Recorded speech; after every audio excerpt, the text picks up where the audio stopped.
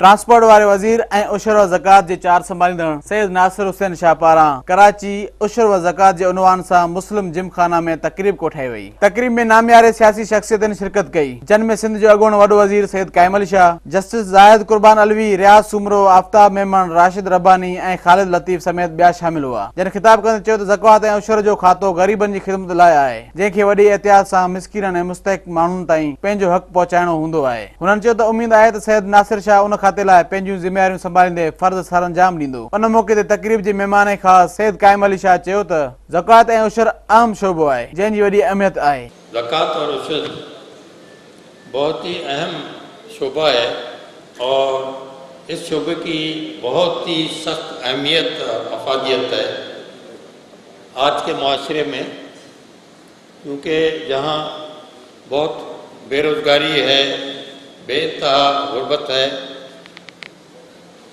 उसमें आपका महकमा काफ़ी हद तक लोगों को थोड़ा बहुत सुकून पहुंचाता है। तकरीब के खिताब कंदे ट्रांसपोर्ट ऐं उशर ज़कात वारे वज़ीर सैयद नासिर हुसैन शाह चयो त रिलीजियस अफेयर ऐं अशर ऐं ज़कात जी चार्ज ॾिनी वई आहे। थोड़ी अरसा हुआ है इस महकमे का भी चार्ज दिया गया है मुझे।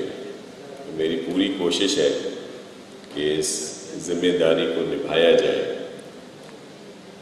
रिलीजियस अफेयर्स और फिर ख़ास तौर पर ज़कात और उशर का जो